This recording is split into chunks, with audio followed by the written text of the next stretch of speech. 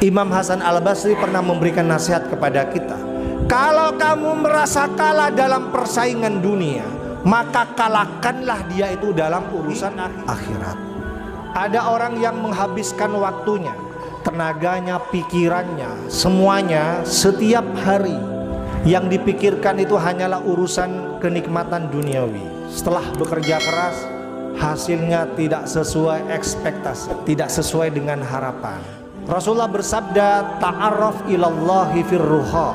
Ingatlah kepada Allah itu pada saat dalam kondisi yang lapang, dalam kondisi yang bahagia, dalam kondisi banyak rezeki, dalam kondisi sukses, dalam kondisi banyak jabatan. Ya'rifka fisyiddah. Niscaya Allah akan mengingatmu pada saat sulit. Kenapa? Kita ini justru ingat Allah, dekat kepada Allah, taat beribadah justru pada saat kita itu hanya dalam kondisi yang susah saja. Jadi ketika susah, ketika sedih, ketika miskin, kita itu dekat kepada Allah, ingat kepada Allah, rajin beribadah. Kenapa sebaliknya? Ketika kita sukses, banyak rezeki, kaya raya, banyak sekali yang lupa kepada Allah Subhanahu wa Ta'ala. Kalau kita ingin selalu diingat oleh Allah, utamakan kita ingat kepada Allah justru pada saat kita senang, pada saat kita bahagia, pada saat kita sukses. Jangan hanya ingat kepada Allah justru ketika hanya susah saja. Terus kritik kepada manusia modern yang setiap hari ingin mencari kesuksesan duniawi, kemudian lupa dengan Allah Subhanahu wa Ta'ala. Lahu maqalidus samawati wal ard.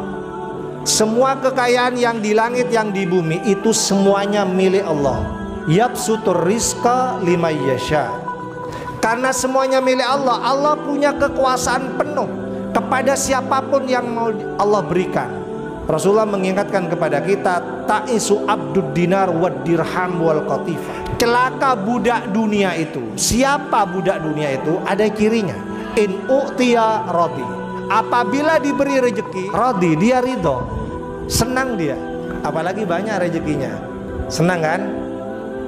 Wa illam yu'ta. Tetapi jika tidak diberi atau diberi tapi sedikit, lam yardo, dia itu tidak ridho, dia tidak rela. Suka protes, suka nyalahkan orang lain, suudzon kepada Allah, tidak paham sifat Allah yang kita sebut dengan Ar-Razzaq tadi.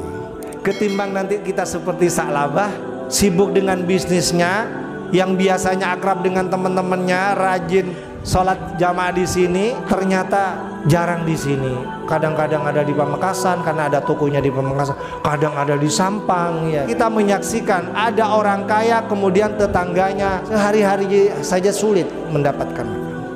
Bahkan saudaranya sampai tang tahu tanging cuma tak beri, tak kok tak majer. Di dunia kita akan menyaksikan perbedaan itu. Perbedaan itu tidak hanya akan terjadi di dunia, nanti juga akan terjadi di akhirat. Undur kaifa faddalna ba'dahum ala ba'd. Lihatlah bagaimana kami membedakan sebagian mereka di atas sebagian yang lain. Jadi ada yang kaya, ada yang miskin, itu sudah dikehendaki oleh Allah. Walal akhiratu, sungguh di akhirat nanti, akbaru darajat, kamu akan menyaksikan betapa besarnya derajat di antara mereka, akan semakin terlihat jelas derajat di antara mereka itu.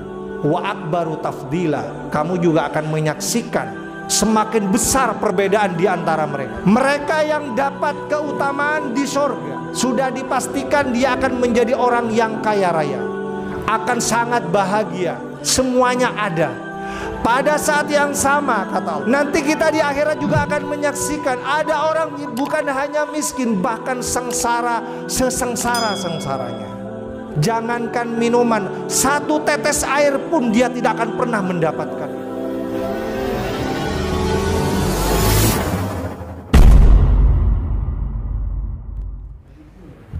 Bismillahirrahmanirrahim. Assalamualaikum warahmatullahi wabarakatuh. Waalaikumsalam warahmatullahi wabarakatuh. Alhamdulillah, alhamdulillahilladzi hadana lihadad din wa ma kunna linahtadiya laula an hadanallah. Asyhadu an la ilaha illallah wa asyhadu anna Muhammadan abduhu wa rasuluh, amma ba'd. Bapak Ibu sekalian, jamaah salat maghrib yang dimuliakan Allah,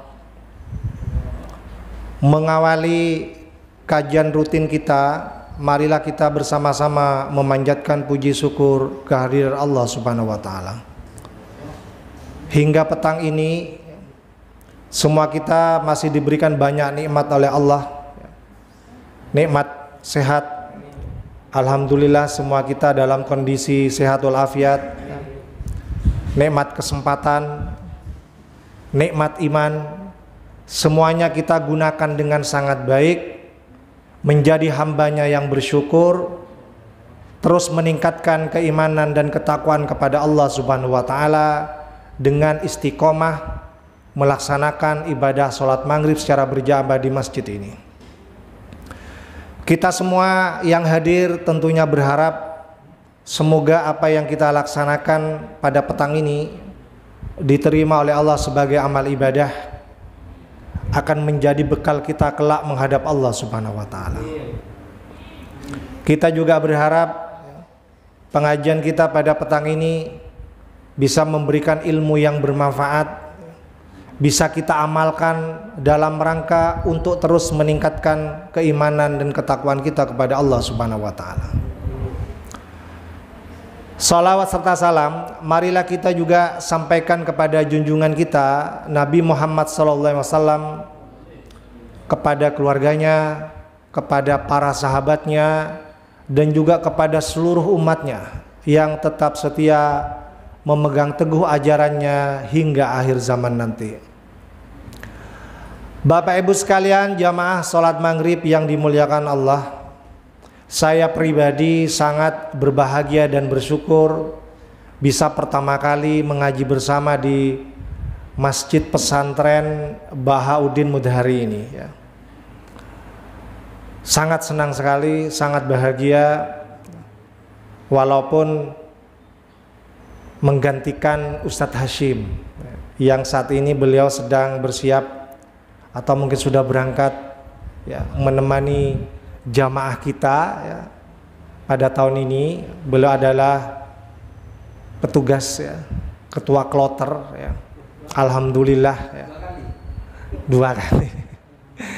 Kita doakan semoga beliau bisa melaksanakan tugas-tugasnya dengan lancar, baik, dan bisa kembali ke tanah air, bisa mengaji lagi nanti bersama kita di sini. Bapak Ibu sekalian, jamaah sholat maghrib yang berbahagia, beberapa hari yang lalu ya,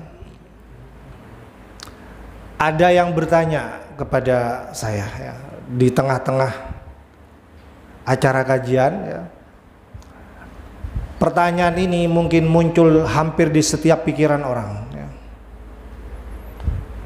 Tidak terkecuali mungkin kita yang ada di sini pernah muncul pertanyaan itu di pikiran kita. Apa pertanyaan itu? Kenapa Ustadz? Saya sudah berikhtiar dengan sungguh-sungguh, sudah bekerja keras, bahkan berangkat pagi sampai malam lembur ya. Berikhtiar untuk mencari nafkah untuk keluarga, tapi kenapa ya hasilnya masih belum juga ada peningkatan. Jamaah yang berbahagia, ada orang yang menghabiskan waktunya ya. Kalau saya boleh katakan menghabiskan waktunya, tenaganya, pikirannya, semuanya setiap hari yang dipikirkan itu hanyalah urusan kenikmatan duniawi ya. Ternyata setelah bekerja keras hasilnya tidak sesuai ekspektasi, tidak sesuai dengan harapan. Kenapa Ustadz bisa seperti itu? Jamaah yang berbahagia, Saya jawab dengan sebuah hadis Rasulullah. Hadis ini pendek, tetapi kalau kita renungkan bisa menjadi bahan renungan kita semua. Rasulullah bersabda, ta'arraf ilallahi firruha. Ingatlah kepada Allah itu pada saat dalam kondisi yang lapang, dalam kondisi yang bahagia, dalam kondisi banyak rejeki, dalam kondisi sukses, dalam kondisi banyak jabatan. Firruha, ya'rifka fisyiddah. Niscaya Allah akan mengingatmu pada saat sulit. Ini tipsnya ya, yang saya berikan kepada yang bersangkutan menjawab pertanyaan yang disampaikan. Jadi kalau ada orang yang mengeluh, kenapa ya kita sudah berusaha dengan sungguh-sungguh, kerja keras, waktunya, tenaganya, pikirannya habis, tetapi kok sepertinya masih belum menemukan sesuatu yang sesuai harapan. Rezeki yang diharapkan tidak tercapai, tidak terwujud. Mungkin kita perlu merenungkan hadis ini. Allah, di dalam hadis ini Allah mengingatkan kepada kita supaya kita itu ingat Allah itu justru pada saat kita itu senang, pada saat kita banyak rezeki, pada saat kita sukses. Dengan seperti itulah Allah juga nanti akan mengingat kita pada saat kita susah. Yang saya khawatirkan adalah kenapa kita ini justru ingat Allah, dekat kepada Allah, taat beribadah justru pada saat kita itu hanya dalam kondisi yang susah saja. Jadi ketika susah, ya, ketika sedih, ketika dapat rezeki pas-pasan, ketika miskin, kita itu dekat kepada Allah, ingat kepada Allah, rajin beribadah. Tetapi kenapa sebaliknya? Ketika kita sukses, firruha, kita itu bahagia, sukses, banyak rezeki, kaya raya, banyak sekali yang lupa kepada Allah Subhanahu wa ta'ala. Jamaah yang berbahagia, ini jawaban saya ketika menjawab pertanyaan itu. Saya ingin mengembangkannya materi ini pada malam hari ini dengan waktu yang sangat singkat ini. Bapak Ibu sekalian, jamaah yang berbahagia, ini poin pertama. Ya, poin pertama, kalau kita ingin selalu diingat oleh Allah, utamakan kita ingat kepada Allah justru pada saat kita senang, pada saat kita bahagia, pada saat kita sukses. Jangan hanya ingat kepada Allah justru ketika hanya susah saja. Ketika susah saja kita ingat kepada Allah. Ketika sedih saja kita susah kepada Allah, nangis kepada Allah. Ini jawaban sekaligus kritik kepada manusia modern yang setiap hari ingin mencari kesuksesan duniawi, kemudian lupa dengan Allah Subhanahu wa ta'ala. Bapak Ibu sekalian yang berbahagia, ini poin pertama yang harus kita ingat. Kemudian yang berikutnya, kita tidak perlu menyesalkan apapun yang kita terima dari rezeki yang Allah berikan. Kita harus ridho dengan apapun yang ditakdirkan Allah kepada kita. Berapapun rezeki yang diberikan kepada Allah, kita ridho supaya kita bahagia, Bapak Ibu. Karena kalau tidak ridho, kita tidak bisa bahagia, ya. Apalagi kemudian muncul suudzon kepada Allah. Caepon reng matur, usaha mare kabiegi, siang malam kerja keras, arapah ma Allah corakna tak pate belas, caepon reng matur kan. Sering muncul pikiran itu suudzon kepada Allah. Ya. Dia tidak paham tentang sifat Allah yang kita sebut dengan Ar-Razzaq, Sang Maha Pemberi rezeki.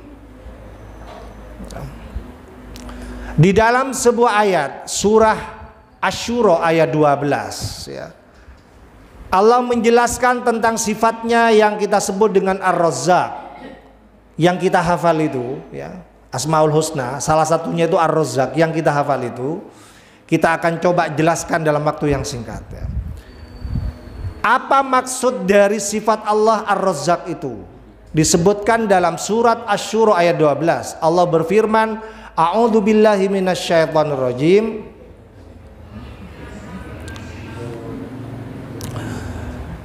Lahu maqalidus samawati wal ard. Baginya, bagi Allah maksudnya, maqalidus samawati wal ard. Perbendaharaan yang di langit maupun yang di bumi. Atau dalam bahasa yang lain, bagi Allah semua yang di langit yang di bumi, semua kekayaan yang di langit yang di bumi itu semuanya milik Allah. Semuanya milik Allah. Aset yang ada di langit dan di bumi semuanya milik Allah. Karena semuanya milik Allah, dilanjutkan dalam ayat ini, yabsutur rizqa liman yasha. Allah akan melapangkan rezekinya kepada orang yang Dia kehendaki. Sebaliknya, wa yaqdir, Allah juga akan menyempitkan rezekinya kepada orang yang Dia kehendaki. Seperti ini caranya kita memahami sifat Allah yang Ar-Razzaq itu. Ya, saya ulangi sekali lagi. Semua yang di langit dan di bumi itu semuanya milik Allah. Karena semuanya milik Allah, Allah punya kekuasaan penuh kepada siapapun yang mau Allah berikan. Berapa banyaknya, berapa sedikitnya, semuanya itu terserah Allah. Innahu bikulli syai'in qadir. Sesungguhnya Dia itu berkuasa atas segala sesuatu. Nah, ini penting diresapi, diyakini oleh kita ya, supaya kita itu tidak selalu tidak terima dengan apa yang diberikan oleh Allah, supaya kita itu tidak sudzon kepada Allah, supaya kita tidak mudah menyalahkan orang lain, supaya kita itu kemudian tidak salah melangkah karena merasa kurang rezekinya, kemudian kita ya mohon maaf ya mengambil hak yang bukan haknya misalnya. Jamaah yang berbahagia, ini sifat Allah Ar-Razzaq itu. Allah yang punya semuanya dan Allah berkuasa kepada siapapun yang Allah kehendaki, Allah akan berikan rezekinya. Dan kepada siapapun yang Allah kehendaki, Allah akan sempitkan rezekinya. Jadi kita tidak perlu suudzon kepada Allah, karena kita hafal dengan sifat Allah yang kita sebut dengan Ar-Razzaq itu. Jamaah yang berbahagia, kita jangan sampai seperti yang disebutkan oleh hadis oleh Rasulullah. Ya. Rasulullah mengingatkan kepada kita, ta'isu abdud dinar wad dirham wal qatifah. Celakalah budak dirham, budak dinar dan budak busana itu. Atau dalam bahasa yang lain, celaka budak dunia itu. Siapa budak dunia itu? Ada cirinya. Orang yang diperbudak dunia itu ada cirinya. Disebutkan dalam hadis ini, in u'tiya radi. Apabila diberi rezeki, radi, dia ridho, senang dia. Apalagi banyak rezekinya, senang kan? Wa illam yu'ta, tetapi jika tidak diberi atau diberi tapi sedikit, lam yardo, dia itu tidak ridho, dia tidak rela. Suka protes, suka nyalahkan orang lain, suudzon kepada Allah, tidak paham sifat Allah yang kita sebut dengan Ar-Razzaq tadi. Jamaah yang berbahagia, ada hikmah kenapa Allah itu memberi kita sedikit, tapi pada saat yang sama memberi orang lain itu banyak. Atau dalam kondisi yang lain, kadang Allah memberi kita rezeki yang banyak, kadang pada saat berikutnya Allah memberikan rezeki sedikit. Itu ada hikmahnya Bapak Ibu. Ada hikmahnya. Ada orang diberi banyak sehingga dia menjadi kaya, ada orang diberi sedikit kemudian dianggap miskin. Itu juga ada hikmahnya. Supaya kita tidak salah bersikap, supaya kita tetap bisa menjadi hambanya yang bersyukur dan bersabar, menerima apapun yang ditakdirkan oleh Allah. Apa hikmahnya? Yang pertama, supaya kita tetap bisa menjaga iman kita. Ada banyak cara Allah menjaga iman kita, sehingga kita jangan suudzon kalau misalnya diberi rezeki sedikit, kemudian membanding-bandingkan dengan tetangganya, membanding-bandingkan dengan saudaranya yang lain. Kenapa ya saya kok dapatnya sedikit, tetangga saya kok dapatnya banyak, ya, rezekinya banyak. Itu ada hikmahnya. Barangkali itu caranya Allah menjaga iman kita. Ingat tidak Bapak Ibu ceritanya Sa'labah? Sa'labah itu adalah orang yang tanda petik miskin, tidak punya apa-apa, pas-pasan. Dari sangat pas-pasan kondisinya, dikisahkan dalam sebuah riwayat, beliau itu hanya punya satu pakaian. Hanya punya satu pakaian Bapak Ibu. Sangat pas-pasan. Coba kalau pakaiannya dicuci, berarti kan nunggu kering baru bisa dipakai. Dalam kondisi seperti itu, Sa'labah berpikir, kapan ya saya bisa mencukupi kebutuhanku sendiri? Kapan ya saya bisa lancar beribadah tanpa harus menunggu berlama-lama bajunya yang basah itu? Kemudian menghadap Rasulullah. Ya Rasulullah, mohon doakan saya seperti yang lain, mulai pada bense lain, supaya ibadahnya lancar. Doakan saya. Ditolak oleh Rasulullah. Datang lagi, ditolak lagi. Datang lagi sampai kemudian Rasulullah mengabulkan permohonan Sa'labah itu. Dikabulkanlah doa Rasulullah karena memang doa Rasulullah itu mustajab. Diberilah modal kambing. Apa yang terjadi Bapak Ibu? Karena doa Rasulullah itu mustajab, dikabulkan dengan diberikan 1-2 kambing. Sa'labah kemudian mampu mengembangkan bisnis kambingnya itu, yang awalnya 2 jadi 4, jadi 8, jadi 16, jadi puluhan, bahkan mungkin jadi ratusan. Setelah itu apa yang terjadi? Apakah Sa'labah tetap bisa mempertahankan keimanannya dengan tetap rajin beribadah? Justru ketika dia dalam kondisi pas-pasan, dia bisa menjaga imannya, dia bisa istiqomah beribadah, berada di saf terdepan setiap kali sholat jamaah. Tetapi ketika dia diberikan rezeki yang banyak, kambingnya banyak, dia tidak bisa menjaga imannya, ya, sehingga kemudian ibadahnya mulai menurun. Di shaf pertama, shaf kedua, shaf ketiga, sampai kemudian tidak pernah kelihatan sama sekali datang ke masjid pesantren ini.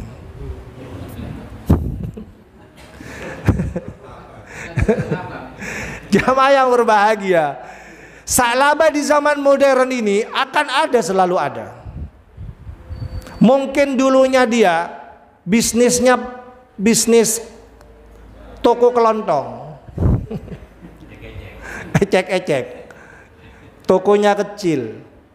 Tapi setelah tokonya berkembang dan berkembang, ya, buka di Pamekasan, buka di Sampang, buka di Bangkalan, buka di Surabaya, apakah dia tetap bisa istiqomah bersama kita di sini? Itu pertanyaannya. Ya. Inilah yang diingatkan oleh Allah di dalam sebuah ayat. Ya. Saya lupa surah apa ya, tapi coba nanti dicek. Ya. Cerita Sa'labah ini diabadikan dalam Al-Quran. Allah berfirman, a'udzubillahi minasyaitonirrajim, wa minhum man ahadallah. Di antara mereka itu ada yang berjanji kepada Allah. Apa janjinya? Lain atana min fadlihi. Seandainya kami nanti diberikan rezeki, diberikan keutamaan-keutamaan, lanas sadakanna, sungguh kami akan rajin bersedekah, akan senang bersedekah, wala naj'alanna minas solihin, dan sungguh kami akan menjadi orang-orang yang soleh. Ya, ini janji orang yang belum sukses, janji orang yang belum kaya. Seperti Sa'labah tadi, kalau masih pas-pasan, ya Rasulullah, tolonglah doakan supaya saya sama seperti yang lain, supaya ibadahnya lancar, supaya saya tidak perlu menunggu baju saya basah. Doakan saya supaya saya hidup berkecukupan, kemudian lancar ibadahnya, lancar sedekahnya. Tidak hanya mau sedekah, tidak hanya mau berinfak pada saat Idul Adha saja. Setiap hari saya akan menggunakan segala anugerah Allah itu untuk kebaikan-kebaikan. Itu janji sebelum dia itu sukses, sebelum kaya, sebelum punya jabatan. Pasti janjinya seperti itu. Falamma atahum, maka tatkala Allah benar-benar memberikan rezeki kepada mereka, ya. Falamma atahum min fadli, maka tatkala Allah memberikan rezekinya kepada mereka sesuai yang diperjanjikan itu, apa yang terjadi? Bakhilu bihi, dia pelit. Pelit, Bapak Ibu. Sa'labah itu diceritakan dalam sebuah riwayat, dari sangat cintanya kepada kenikmatan dunia, dia tidak mau membayar zakat. Sampai seperti itu penyakit wahannya yang diidap oleh Sa'labah itu.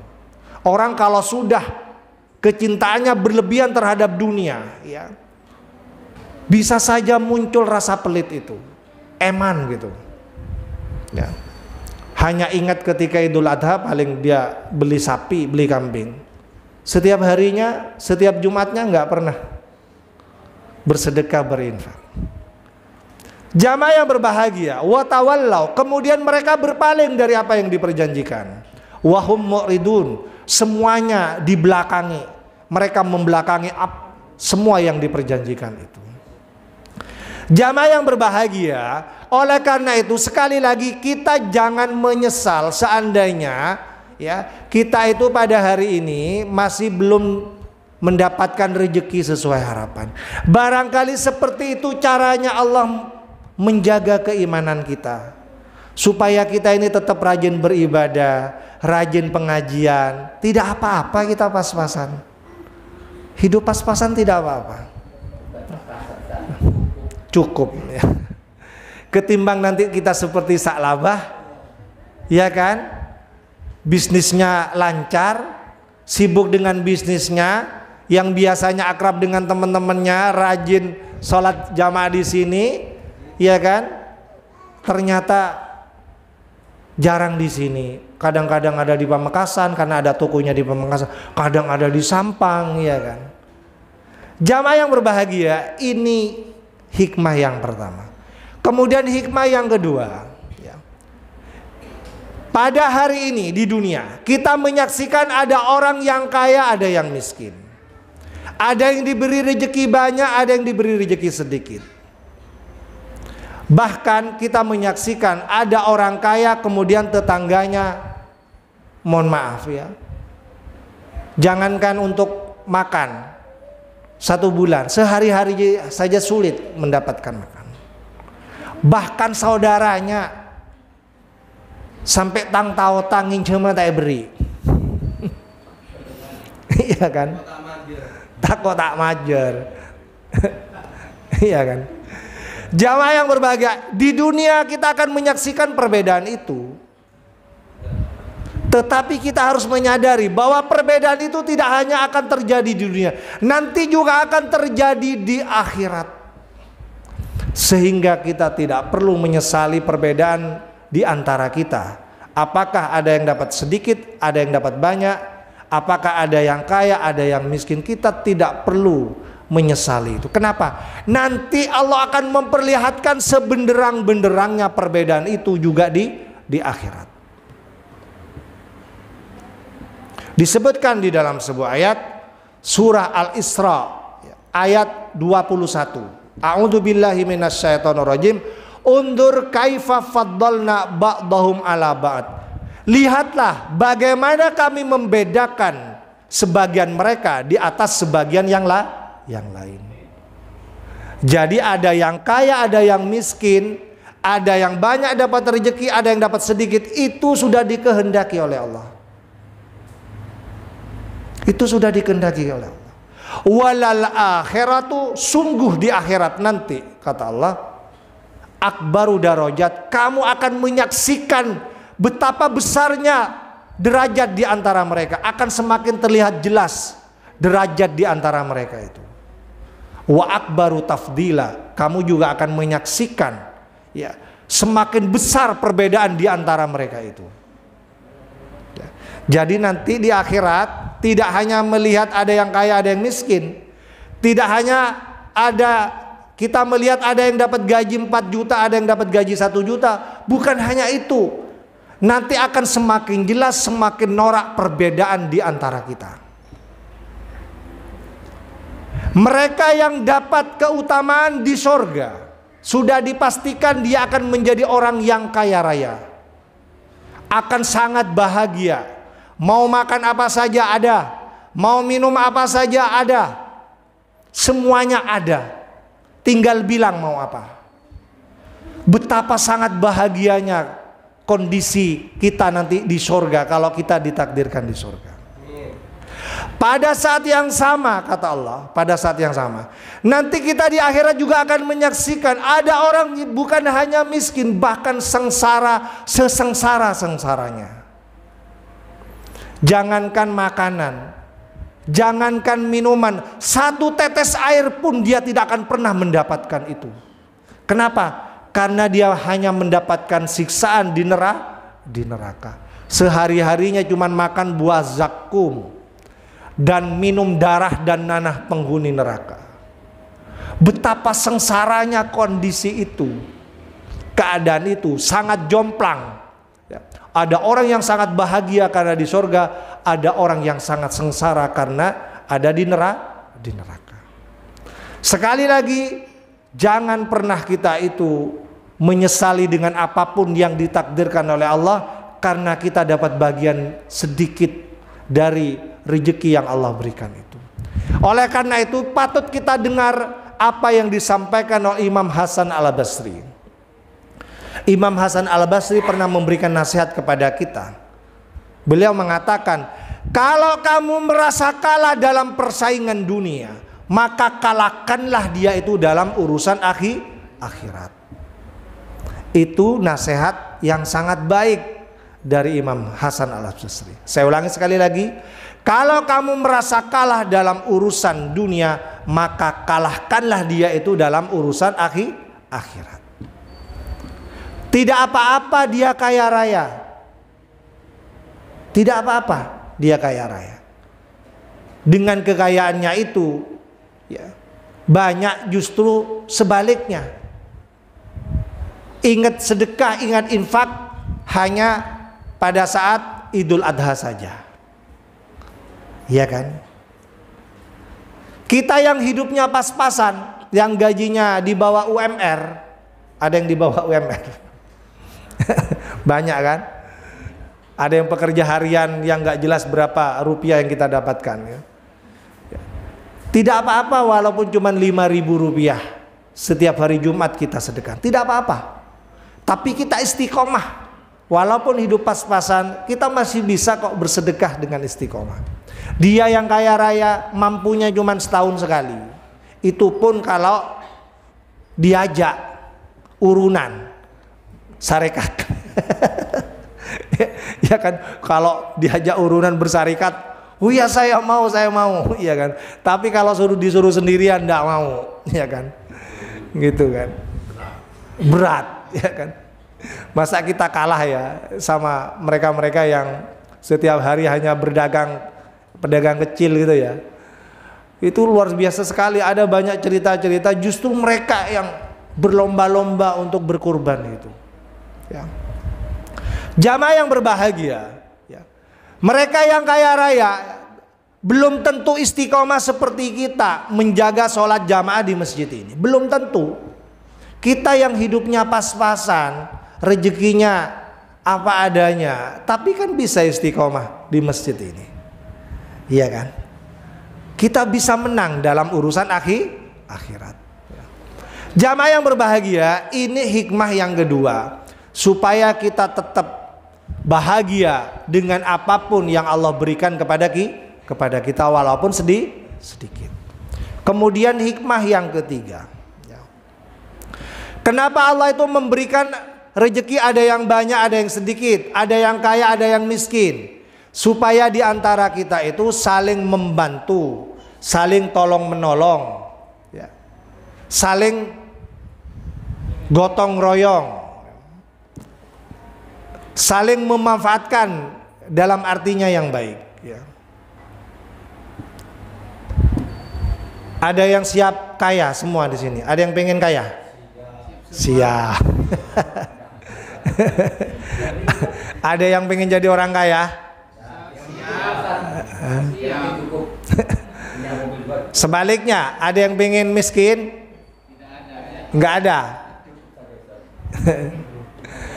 Bapak Ibu sekalian, kalau kaya semua enggak enak. Jadi kalau tadi saya tanya siapa yang ingin jadi kaya, ya saya yakin semuanya ingin kaya, cuman malu yang mau mengacungkan jari, ya. Tapi itu nggak enak kalau kaya semua. Coba bayangkan Bapak Ibu, kalau orang sesumenep ini kaya semua, ya. Apalagi sak Madura sampai se Indonesia kaya semua, ya. Enak nggak? Nggak enak. Orang kaya biasanya rumahnya berapa? Rumahnya satu. Rumahnya besar apa kecil? Besar. Kalau perlu lantai 1 10 kamar, lantai 2 10 kamar, lantai 3 10 kamar. Pernah lihat rumah sebesar itu? Saya pernah lihat. Saya ada teman, kebetulan mantunya Pak Kiai, ya, di daerah Pamekasan sana, Pasian apa Waru gitu, ya. Pak Kiai ini istrinya 3. Di lantai 1 istrinya yang pertama, ya, dengan anak dan cucunya dan mantu-mantunya. Di lantai 2 sama istrinya yang kedua, ya, sak mantunya, anaknya, cucunya semua, ya. Bayangkan Bapak Ibu, 30 kamar. Siapa yang mau membersihkan setiap hari itu? Bapak Ibu kalau jadi orang kaya mau nggak disuruh bersih-bersih 30 kamar? Nggak mau. Nggak mau. Nggak enak kan kalau kaya semua, iya kan? Nggak enak, karena kalau kaya semua Bapak Ibu sulit untuk mencari bantuan. Kepada siapa minta bantu supaya bersih-bersih kamarnya yang 30 kamar itu? Susah kan? Mau minta bantu ke Mas Hedi, nggak mau. Mas Hedi, sorry ya, saya juga kaya. Orang kaya nggak mau. Apalagi ada urusan genteng bocor, mau naik sendiri hujan-hujan, silahkan. Ya nyuruh tukang lah Ustadz. Lu siapa yang mau jadi tukang? Wong semuanya kaya, iya kan? Itu. Sebaliknya kalau miskin semua juga nggak enak Bapak Ibu. Kalau miskin semua, terus kita minta bantu siapa? Ya kan? Oleh karena itu, inilah yang disebutkan dalam surat Az-Zukhruf ayat 132. Kenapa Allah itu menciptakan kondisi berbeda? Ada yang kaya, ada yang miskin, ada yang lebih, ada yang kurang. Disebutkan dalam sebuah ayat surah Az-Zukhruf ini, a'udzubillahi minasyaitonirrajim, wa rafa'na fawqakum wa rafa'na ba'dahum fawqa ba'd darajat. Ya. Ya. Kami angkat sebagian mereka fawqa ba'd, di atas sebagian yang lain, darajat, beberapa derajat. Ya. Jadi kalau sekarang kita menyaksikan ada yang derajatnya di atas, ada yang derajatnya di bawah, ada yang derajatnya kaya, ada yang derajatnya miskin, itu memang dikehendaki oleh Allah Subhanahu wa taala. Untuk apa? Liyattakhidha ba'duhum ba'da sukhriya. Supaya sebagian mereka atas sebagiannya yang lain itu sukhriya, bisa menjadi penolong, bisa menjadi mitra, bisa menjadi penolong, bisa membantu satu sama lain. Ini menjawab teorinya Karl Marx ya. Karl Marx itu kan tokoh komunisme yang kita benci itu. Dia kan pernah berangan-angan ada masyarakat yang tidak ada kelas, tidak ada yang miskin, tidak ada yang kaya, sama rata, sama rasa. Itu kan teorinya Karl Marx ya.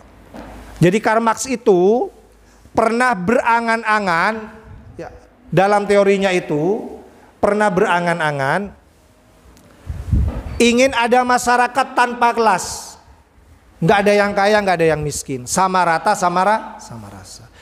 Kita bisa menjawab dengan ayat ini bahwa tidak akan pernah terjadi yang namanya itu, karena memang Allah menciptakan orang itu berbeda derajatnya satu sama lain, supaya satu sama lain saling membutuhkan, saling menolong, saling menjadi partner, terjadi hubungan apa? Hubungan mutualisme ya. Simbiosis mutualisme, saling menguntungkan satu sama lain. Jamaah yang berbahagia.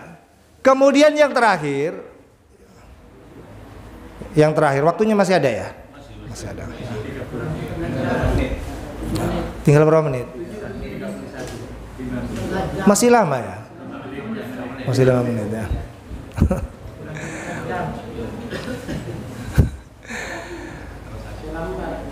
Kenapa Allah itu menakdirkan berbeda di antara kita? Ada yang kaya, ada yang miskin ya. Karena Allah ingin menjaga dunia ini tetap baik. Agar dunia ini tetap baik, maka perlu orang-orang yang baik ya. Karena kalau Allah kemudian melapangkan rezekinya kepada semua orang ya, semuanya diberi rezeki banyak, semuanya kaya, bisa rusak dunia Bapak Ibu. Bisa rusak.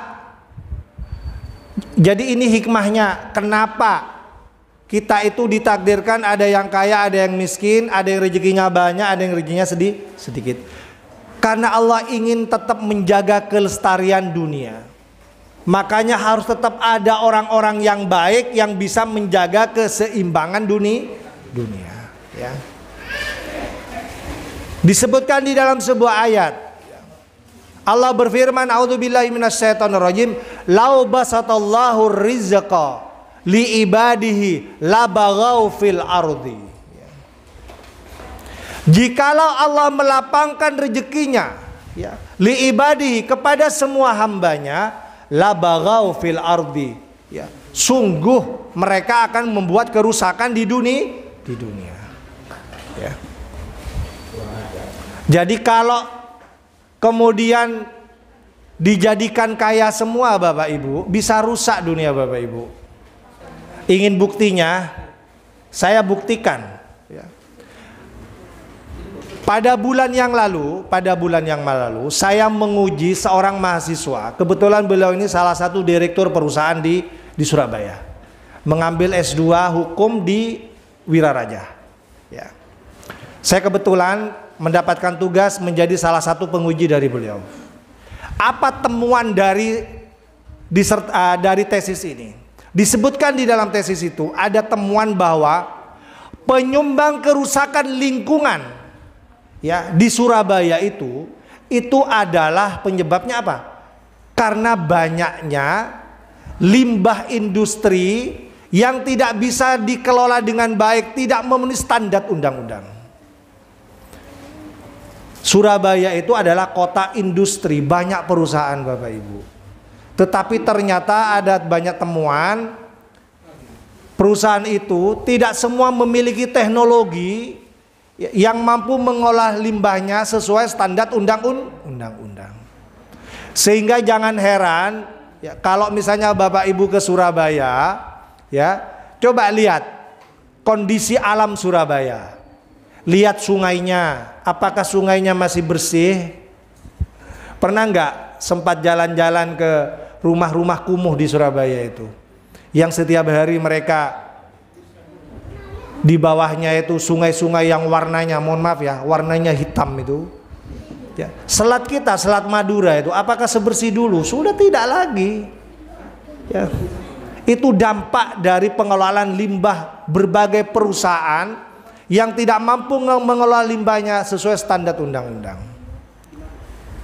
Pertanyaannya adalah, siapa yang merusak lingkungan itu? Mereka yang punya perusahaan, Ustadz. Siapa yang punya perusahaan itu? Mereka yang kaya raya.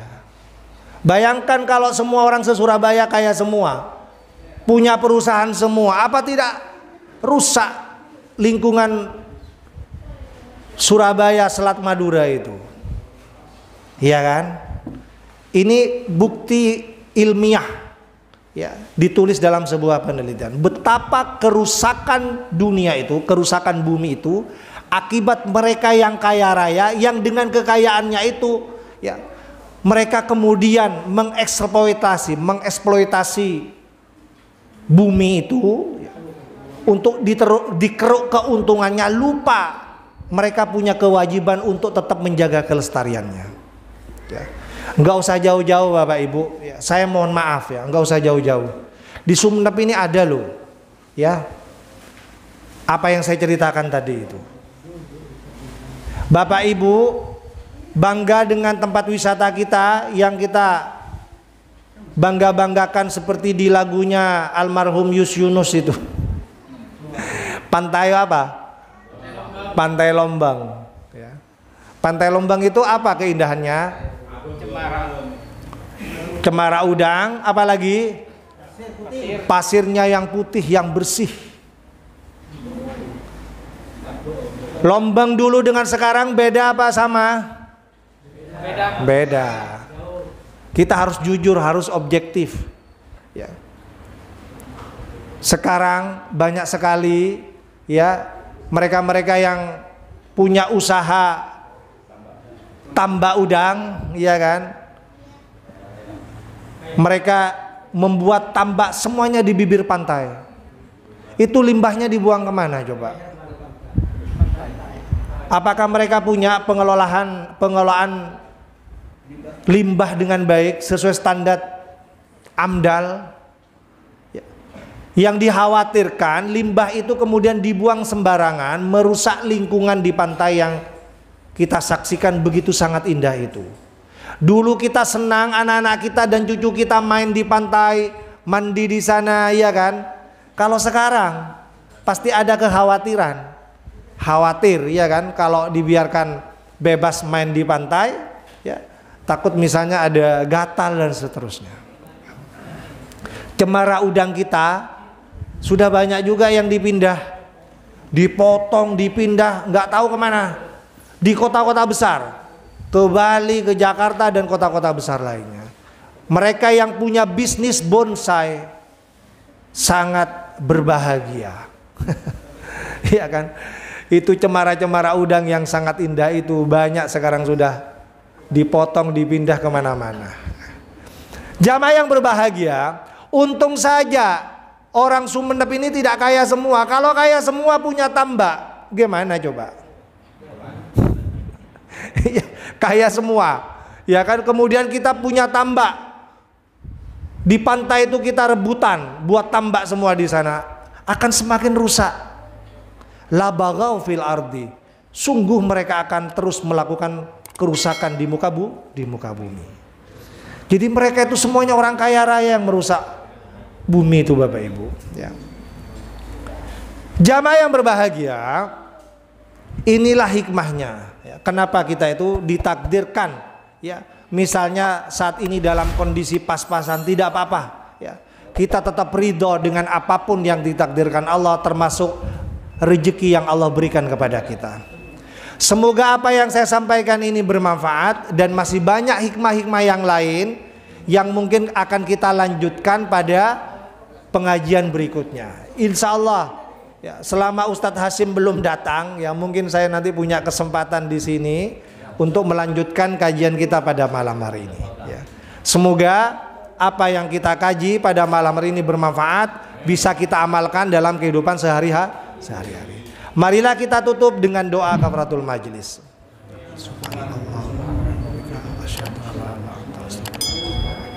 Assalamualaikum warahmatullahi wabarakatuh.